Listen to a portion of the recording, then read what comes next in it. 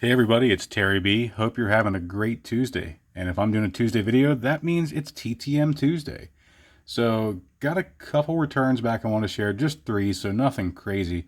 But it's been a while since I've had a chance to do a TTM video. Haven't really mailed much out, with everything going on with the craziness of the world. So I finally dropped a few things in the mail and actually got something back that was a long time return coming. So without further ado, let's get into this. Again, probably a pretty short video. So first return includes a postcard. That's pretty cool. So as usual, I don't open these beforehand. I mean, I open them just to save me time on the camera, but I don't actually check into anything. So our first TTM is Mr. Dick Bosman. And he did not sign the index card, but did include a personalized postcard. That's pretty cool. This Dick Bosman card actually got in a break a long time ago with Dave Durango. So I know we share a lot of similar viewers in the community. So if you haven't checked out Dave's channel, definitely go give him a subscribe. But so Dick Bosman is our first TTM. A little bit about Mr. Bosman is, let's see here. So he is currently 76 years old.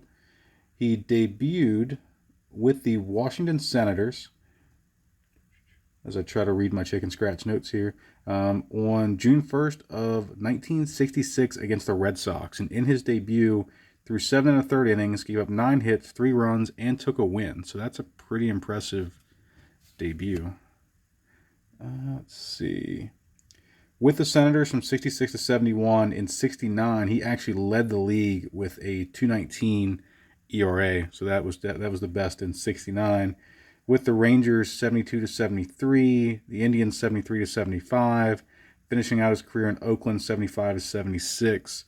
He had a WAR of 10.9, a career record of 82 and 85 with a 3.67 ERA. So most of us, personally, his playing time was over before my time, but I did see Dick in many of his coaching roles. I don't remember him from Rochester, but I do remember some of his pitching coach roles that he's had throughout the years. So that was a pretty cool return. This one, he was actually coaching the Rochester Red Wings, which at this point in time was the AAA affiliate for the Orioles. So Dick Bosman with a personalized postcard playing for the Indians as well. Definitely a cool little old school throwback. Always cool when they include something else.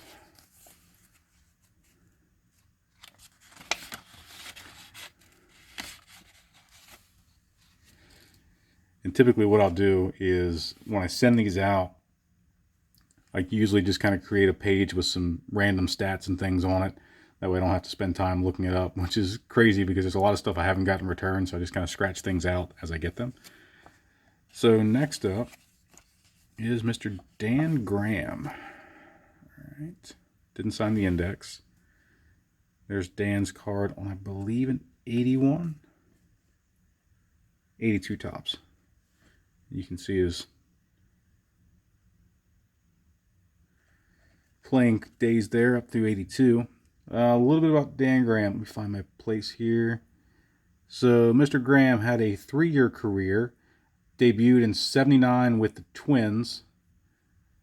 Looks like 80 and 81 with the Orioles. 143 games across his career. Most of it was catching. Did have some time at third base. Has, let's see, in his 143 games, 17 home runs, 65 RBIs. 81 was his best year with 15 homers and 54 RBIs. We can probably see that. Yep, there we go, 81.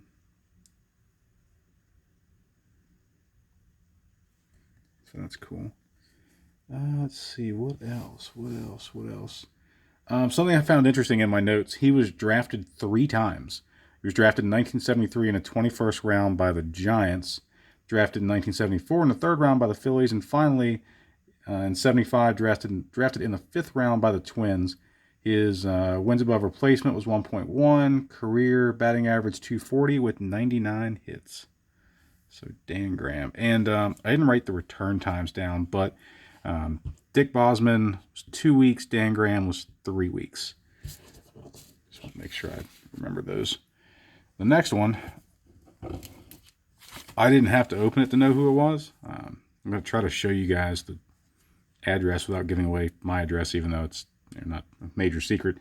But the next person, this return took me 196 days, which is actually shorter than 2 other domestic TTMs that I've done. So I know folks are busy, but I always find it cool when you mail something like this and it gets back before something you mailed to like Florida. So that being said, let me see if I can show this without. Yeah, I think we can do it.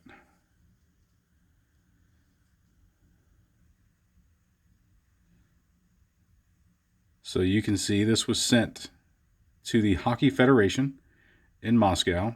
You can see the Russian postage stamps, the Russian postmark, and I knew exactly what this was the minute I sent it, or the minute I got it back rather, because I've only sent one thing to Russia. So without further ado,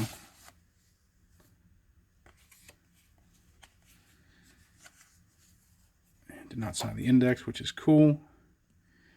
A TTM of Vladislav Tretiak. And I remember when I showed some of the other hockey stuff that I've done, I did TTM Jim Craig and had him inscribe it 1980 gold. So I was really hoping to get this one back so I could do kind of a side-by-side display whenever I finished setting up my display with probably two from the two most memorable goalies, at least in Olympic history. Tretiak, much more decorated than Craig, but from a national pride perspective, the 1980 Lake Placid game, the Miracle on Ice is something to, just we'll remember it forever. I wasn't even alive in '80 actually, but I swear I've watched the movie at least 25 or so times. I've been to Lake Placid and had a chance to go check out some of the things they still have on display there. But anyway, before I finish reminiscing, so on card, obviously, ballpoint pen of Vladislav Tretiak. So let me give a little information about Tretiak. So he is currently 68 years old. He was drafted by the Montreal Canadiens 7th round in 1983. Not a ton of info that I picked up on his professional career, mainly because the reasoning behind why he's in the Hall of Fame has to do with what he did before he turned pro. So let me also mention he is currently the president of the Ice Hockey Federation of Russia, which is why you saw the Hockey Federation send. So I did send it there. His amateur days. So in the World Championship, so in the Worlds of Hockey, 10 gold medals, 2 silver medals, 1 bronze, gold in the 1979 NHL Challenge, where Team Russia basically destroyed the existing NHL teams. Also a gold in the 81 Canada Cup. The Olympics, he had 3 golds with 1 silver. He was elected to the Hall of Fame Hockey Hall of Fame in 1989. There were a couple important things here that I wanted to mention. So there was a note in here about the 72 Summit Series, which this card back actually mentions the Summit Series. So I'll show you that. And there's his stats from the Summit Series. So Summit Series 3 and 4 out of 8 games played, 3.87 GAA, which isn't great, right? But what's interesting is this Russian team almost beat at that point in time, the heavily favored Canadian team. And what was interesting, I found in my reading, was that the Canadians scouted Tretiak and the Russians. And the night they scouted him, he gave up 8 goals in that game. So they weren't really convinced he was anything to worry about. And of course, he hadn't had his Worlds records and Worlds medals and that kind of stuff yet. But the story goes that the night he gave up 8 goals, he was actually married the night before, and the majority of his team was in attendance at the ceremony. So I'm assuming Russians, marriage, probably a lot of vodka floating around. So that might be why the team and Tretiak gave up 8 goals. But his legacy is pretty well cemented. I'd mentioned the 1980 Lake Placid game, so I will be able to actually take and display this beside the Jim Craig 1980 goal. I had to double check,